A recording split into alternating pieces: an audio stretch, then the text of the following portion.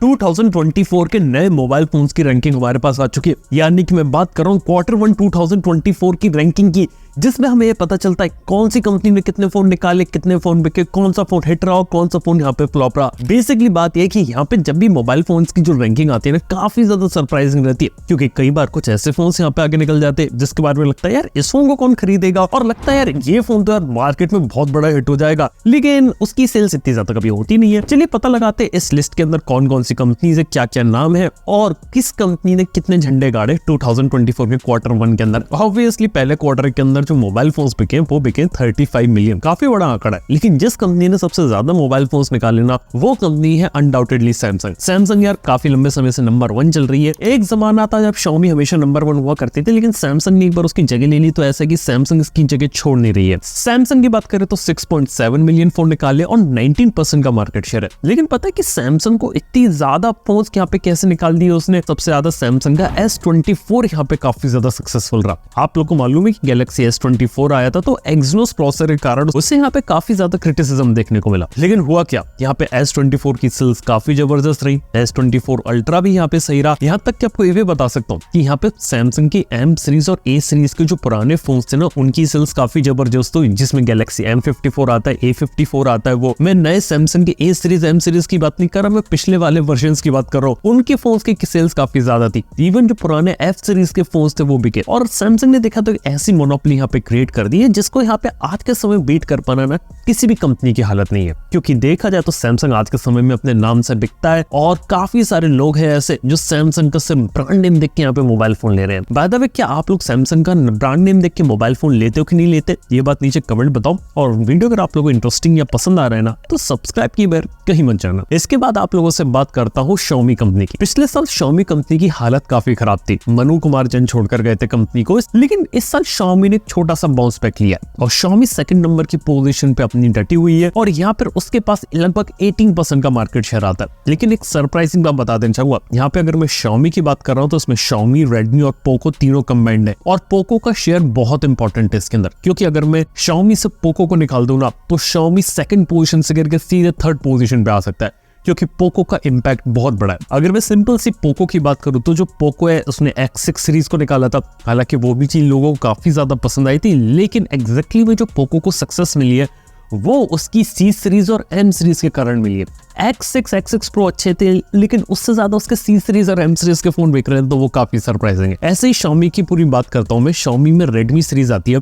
साल की शुरुआत में Redmi Note 13 था। काफी सारे लोगों ने बोला ओवर प्राइस फोन है, इस फोन को कौन लेगा, लेकिन सरप्राइजिंगली Redmi Note 13 Pro बहुत अच्छे सेल हुए यहाँ पे। इवन Xiaomi ने अपना Redmi 13C भी यहाँ पे काफी अच्छा बेचा और इन्हीं के दम पे Xiaomi यहाँ पे टॉप 5 ब्रांड्स के अंदर खड़ी हुई है। यार कई बार बातें रहती है, सर हम ऑनलाइन किसी फोन को कुछ भी कह देते, लेकिन जब रियलिटी आती है और बेस्ट सेलर फोन यहाँ पे निकल कर आते हैं ना, तो कहानी टोटली यहाँ पे बिल्कुल अपोजिट हो जाती है। चाहे हम बात करें सैमसंग की A सीरीज की, Redmi Note 13 की, यही कहानी यहाँ पर चल रही है। इसके साथ ही बात करें तो पोको जैसी कंपनी यहाँ पे मार्केट में अच्छा परफॉर्म कर रही है, पॉजिटिव ग्रोथ दिखा रही है और देखा जाए तो एप्पल सैमसंग के बराबर यहाँ पे मार्केट शेयर उसने ले रखा है। शायद थोड़ी देर बाद उसकी बात करते हैं, लेकिन अब मैं बात कर सकता हूँ आपसे थर्ड नंबर की कंपनी, और वो है वीवो का भी मार्केट शेयर यहाँ पे 18% के अराउंड आता है। लेकिन यहाँ पे Xiaomi जैसी कंपनी ने 2 लाख तो ज्यादा फोन यहाँ पे निकाल दी, इसलिए वो यहाँ पे थोड़ा आगे निकल गए। लेकिन एक इंपॉर्टेंट बात है कि वीवो भी आज भी देखा है तो ऑफलाइन में बहुत अच्छी प्रेजेंस है, ऑफलाइन स्टोर में बहुत ज्यादा बिकता है। और वीवो की जो सीरीज सबसे ज्यादा बिकती है, पता है वो कौन सी है? वो है वीवो की Y सीरीज का फोन बहुत जबरदस्त है। इसके साथ ही वीवो की V सीरीज को हम लोग क्रिटिसाइज कर देते हैं, यार ये कौन लेगा वो कौन लेगा, लेकिन लिटरली V सीरीज और Y सीरीज के दम पर वीवो यहाँ पे टिका हुआ है। X सीरीज का फोन अच्छा होता है, अनडाउटेडली महंगा भी होता है, लेकिन वो इतना ज्यादा नहीं चलता। इसके साथ ही वीवो ने बहुत स्मार्ट मूव किया पिछले कुछ समय में, वो ये है कि अपने मोबाइल फोन की जो लाइनअप से ना बजट फोन्स होते हुए खत्म कर दिए। बिल्कुल ही सस्ते फोन्स उसने निकाले, उसने बोला कि हमें 15-20 हज़ार के ऊपर के फोन ही बेचने हैं और Y सीरीज V सीरीज इस पर ही हम फोकस करेंगे। और यही जो मेजोरिटी फोन्स होते हैं वो यहाँ से निकालते हैं और ऑफलाइन स्टोर के कारण बिकते हैं। इसके अंदर देखा जाए तो काफी सारी चीजों पे काम किया, कैमरा क्वालिटी पे काम किया, डिजाइन पे काम किया, कुछ यूनिक फीचर्स पे काम किया, जिस कारण से ऑफलाइन के अंदर ही लोग यहाँ पे निकाल लेते हैं। अगली चीज वीवो के बारे में इंपॉर्टेंट है कि यहाँ पे iQOO जैसी कंपनी इंटीग्रेटेड है, लेकिन iQOO काफी कमाल के फोन निकालते हैं हमें पता है, लेकिन अभी भी iQOO का इतना बड़ा शेयर शेयर नहीं है इसके पास कि यहाँ पे वीवो से अलग करके उसी अलग रैंकिंग दी जाए, क्योंकि इतना बड़ा मार्केट वो अभी कैप्चर नहीं कर पाई है। और वो भी तब मैं बात करूं जब बहुत ही जबरदस्त फोन निकाले, चाहे मैं iQOO 12 की बात करूं जिसके अंदर सबसे कम कीमत में स्नैपड्रैगन 8 Gen 3 है, iQOO Neo 9 Pro Snapdragon 8 Gen 2 सबसे कम कीमत में। फोन्स iQOO बहुत अच्छे बनाती है, लेकिन अभी भी iQOO को मोबाइल फोन वाले मार्केट के अंदर टिके रहने के लिए थोड़ा सा यहाँ पे टाइम लगेगा। अगली इस कैटेगरी के अंदर जो नाम आता है हमारे पास वो आता है ओप्पो का। यहाँ पे मैं इसको OnePlus से हटा के कर रहा हूँ कंपेयर। OnePlus अलग है, ओप्पो अलग है। ओप्पो की खास बात की जाए तो ज्यादा चीजें है नहीं बताने के लिए। ओप्पो की ए सीरीज के फोन ज्यादा चलते हैं, रीनो सीरीज के चलते हैं, और मेन बात है कि ओप्पो ने सिंपल सी चीजें डिसाइड करी है कि ओप्पो को यहाँ पे कम फोन बेचने, लेकिन जो पैसा बनाना है ना वो यहाँ पे ज्यादा से ज्यादा बनाना है मोबाइल फोन को महंगा बेच के, यानी कि प्रीमियम में बेचेंगे, ए सीरीज रीनो सीरीज पे फोकस करेंगे। लेकिन ओप्पो के बाद जिस कंपनी का नंबर आता है वो है सरप्राइजिंगली रियलमी। रियलमी की कहानी ऐसी बहुत इंटरेस्टिंग चल रही है। देखो रियलमी और ओप्पो का मार्केट शेयर बहुत ज्यादा सिमिलर है, और लेकिन जो रियलमी ने फोन शिप करे ना वो थोड़े से यहाँ पे कम करे, और ऑलमोस्ट 9 से 10% के बीच रियलमी का मार्केट शेयर आता है। एक इंटरेस्टिंग चीज आपको यहाँ पे बता देना चाहूंगा कि रियलमी ने एक सिंपल सी स्ट्रेटेजी यहाँ पर ये बना रखी है कि हर 500 रुपए के डिफरेंस के अंदर एक मोबाइल फोन निकालना है, चाहे 15,000 में बात करें, 15,500 या 16,000 में बात करें, हर 500 रुपए के डिफरेंस में अपना एक मोबाइल फोन उसने यहाँ पे निकाल रखा है। रियलमी जैसी कंपनी बहुत सारे प्रोडक्ट निकालती है और कई बार लगता है कि खुद को कैनिबलाइज कर रहे हैं, लेकिन फिर भी शायद ये स्ट्रेटेजी उनके लिए चल रही है। ज्यादा से ज्यादा फोन निकालने के कारण उनके ज्यादा से ज्यादा फोन बिक भी रहे हैं,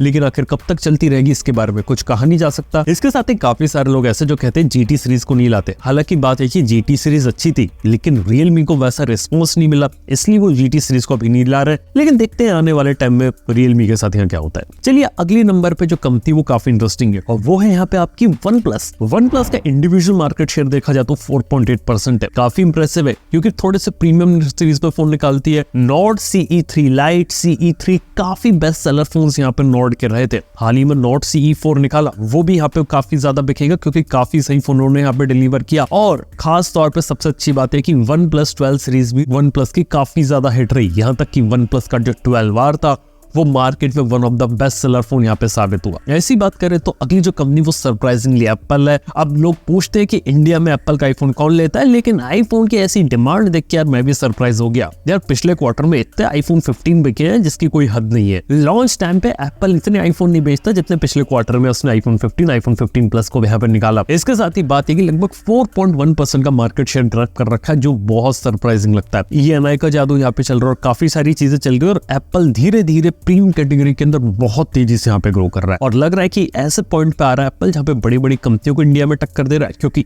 एक टाइम पे ना एप्पल कभी भी लिस्ट में नहीं आता था यहाँ पे। तो चलिए ये कुछ इंपॉर्टेंट कंपनी थी जिसके बारे में बात करी, लेकिन अब कुछ दूसरी कंपनीज के बारे में बात करते हैं जिनका मार्केट शेयर थोड़ा सा यहाँ पे कम है और बहुत ही छोटे छोटे मार्जिन में यहाँ पे लड़ते रहते हैं। सबसे पहले बात करते हैं पोको के बारे में। लगभग 3 से 4 या ऑलमोस्ट 4% के करीबन का शेयर है। जैसे कि मैंने बताया C सीरीज के कारण, M सीरीज के कारण चलता है, लेकिन X सीरीज के कारण अपने आप को थोड़ा प्रीमियम एस्टैब्लिश कर रहे हैं और धीरे धीरे कोशिश ये कर रहे हैं कि कैसे OnePlus जैसी कंपनी को यहाँ पे और टक्कर दी जाए। इसके बाद जो कंपनी आती वो आती है यहाँ पे लगभग 3 से 4% के अराउंड आपकी मोटरोला के बारे में बात किया तो 3-3.5% रहता है, कभी थोड़ा सा नीचे भी चले जाता है। लेकिन बात है कि मोटरोला आज के समय में थोड़ा सा स्टेबल हो गई है, पिछले कुछ सालों में ढंग के फोन्स निकाल रही है। और मोटरोला की खास बात है कि फोन जिस प्राइस कैटेगरी में बिक रहे हैं वो बिक रहे हैं 20,000 रुपए से नीचे। मेजोरिटी फोन्स की जो सेल्स हो रही है बजट और मिड रेंज कैटेगरी में हो रही है मोटरोला की। 10,000, 15,000, 20,000, 30,000 में अच्छे फोन है, मैं ये नहीं कहूंगा, लेकिन हाँ 30,000 का फोन लोग शायद इतना लेना उसे पसंद नहीं करते। इसके साथ ही मैं बात कर सकता हूँ आपसे इन्फिनिक्स की। यार इन्फिनिक्स काफी कमाल कर रही है, लगभग 2 से 3% का शेयर यहाँ पे लेकर बैठी हुई है। और इन्फिनिक्स और जो टेक्नो रहती है, दोनों कंपनियां ऑलमोस्ट पैरेलली चल रही है, लेकिन दोनों कंपनी में थोड़ा सा डिफरेंस है। एक तो सबसे पहले टेक्नो के बारे में बात करना चाहूंगा कि टेक्नो जहां पहले 10 से 15,000 में फोन ज्यादा बेचती थी, वो 15 से 20,000 में